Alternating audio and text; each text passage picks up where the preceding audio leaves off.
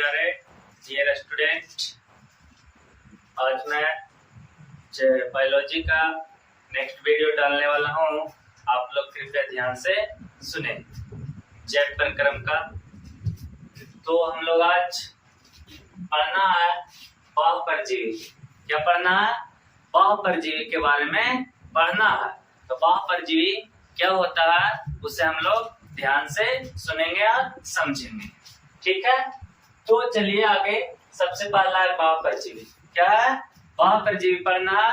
तो बाह्य परजीवी का मतलब क्या होता है कि बाह्य मीन्स होता है बाहर। बाह्य मीन्स क्या होता है? बाहर होता है। तो बाह्य परजीवी क्या होता है? तो परजीवी का वह रूप, परजीवी का वह रूप जिसमें जीव किसी दूसरे जीव के शरीर के बाहरी भाग से पोषण प्राप्त करता है। पोषण प्राप्त करता है उसे बाह्य परजीवी कहते हैं। क्या कहा जाता है?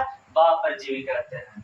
तो कहता है बाह्य परजीवी में कि परजीवी का वह रूप जिसमें जीव किसी दूसरे जीव के शरीर के बाहरी भाग से क्या प्राप्त करता है?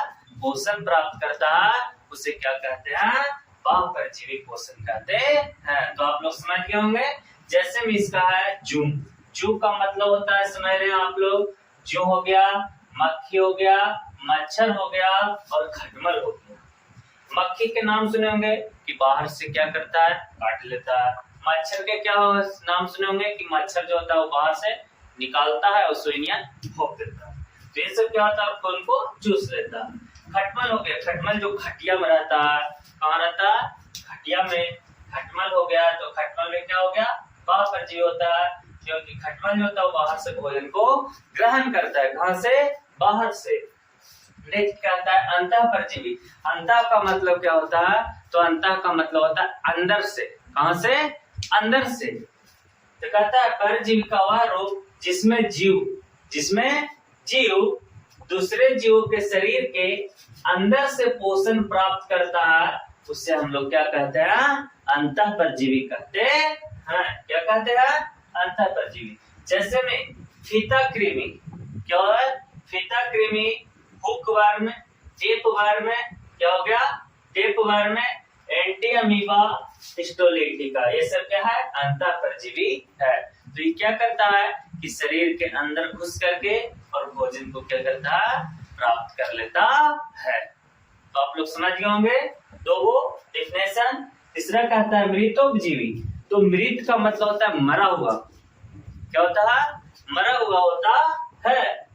तो मृतोजीवी पोषण क्या होता है? तो परपोषण का वह विधि, परपोषण का वह विधि जिसमें जीव भोजन के लिए सड़े गले तथा मरे हुए जीवों से भोजन क्या करता है? प्राप्त करता है। तो उसे हम लोग क्या कहता है? मृतोजीवी पोषण कहते हैं। क्या कहता है? मृतोजीवी पोषण। जैसे में कवक हो गया, जीवाणु हो गया, विषाणु हो गया, प्रोटोजोआ इत्यादि। चलिए नेक्स्ट है प्राणी संपोषण। क्या है?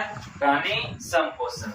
तो प्यारे बच्चों समझिए प्राणी संपोषण क्या होता है। तो प्राणी संपोषण परपोषण का वह विधि, परपोषण का वह विधि जिसमें जीव भोजन ठोस या तरल अवस्था में प्राप्त करता है। ठोस या तरल अवस्था में प्राप्त करता है उसे हम लोग प्राणी संपोषण कहते हैं। क्या कहते हैं? प्राणी संपोषण। जैसे में मनुष्य हो गया, जानवर हो गया, मेढक हो गया इत्यादि हो गया। नेक्स्ट कहता है प्रकाश संश्लेषण। तो प्रकाश संश्लेषण आप लोग समझ रहे हैं, फोटोसिंथेसिस को बोलते हैं। इसका डेफिनेशन कहता है कि सूरज के प्रकाश की उपस्थिति में, सूरज के प्रकाश के उपस्थिति में हरे पेड़ पौधों अपना भोजन खुद बनाता है, यानी स्वयं बनाता है। तो उसे हम लोग क्या कहते हैं? प्रकाश संश्लेषण कहते हैं। नेक्स्ट कहता है प्रकाश संश्लेषण के लिए कितने चीजों की जरूरत होती है? तो प्रकाश संश्लेषण के लिए 4 चीजों की जरूरत होती है। कितने चीजें? 4 चीजें। सबसे पहला सूर्य प्रकाश। क्या है? सूर्य का प्रकाश मिलता है। क्लोरोफिल, क्या मिलता है? क्लोरोफिल सूर्य के प्रकाश को अवशोषण करता है। क्लोरोफिल किसको? सूर्य के प्रकाश को अवशोषण करता है। नेक्स्ट है CO2 जिसको बोलते हैं कार्बन डाइऑक्साइड। क्या बोलते हैं? Carbon dioxide. ये वायुमंडल से प्राप्त करता है। कहां से? वायुमंडल से। नेक्स्ट है H2O जल, जिसको बोलते हैं जल, ये जमीन से ग्रहण करता है। कहां से? तो जमीन से ग्रहण करते हैं। नेक्स्ट पूछता है प्रकाश संश्लेषण का रासायनिक समीकरण। तो ये समीकरण पूछता है बहुत ज्यादा एग्जाम में। तो कहता है इसका समीकरण 6CO2 प्लस 12 H2O, सूर्य का प्रकाश बटा chlorophyll C6H12O6 C6H12O6 plus 6O2 plus 6H2O। चलो नेक्स्ट हम लोग पढ़ेंगे प्रकाश संश्लेषण क्रिया में सूर्य का प्रकाश आवश्यक होता है, सिद्ध करें या प्रमाणित करें। तो हम लोग सिद्ध करें, ये भी क्वेश्चन पूछता है हर एग्जाम में, हर सवाल ये पूछते रहता है। प्रकाश संश्लेषण की क्रिया में सूर्य का प्रकाश आवश्यक होता है, क्यों? सिद्ध करें। तो इसको लिखना है, प्रकाश संश्लेषण क्रिया के लिए सूर्य का प्रकाश अति आवश्यक है। क्या है? अति आवश्यक है। इस बात को प्रमाणित करने का प्रमुख सामग्री लेंगे। सबसे पहला सामग्री गमला में लगा पौधा। क्या लेंगे? गमला में लगा पौधा। उसके बाद दूसरा लेंगे अल्कोहल। क्या लेंगे? अल्कोहल लेंगे। तीसरा आयोडीन का घोल, आयोडीन का घोल लेंगे। उसके बाद काला कागज या क्लिप लेंगे। इसके बाद कहता है क्रिया विधि।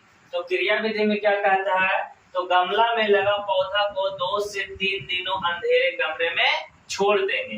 अंधेरे कमरे में रख देंगे या छोड़ देंगे ताकि पत्ती स्टार्च रहित हो जाए, इसमें स्टार्च नहीं बने। तो कहता है पत्ती को काले कागज एवं क्लिप की सहायता से ढक देंगे। पत्ती को क्या करेंगे? ढक देंगे।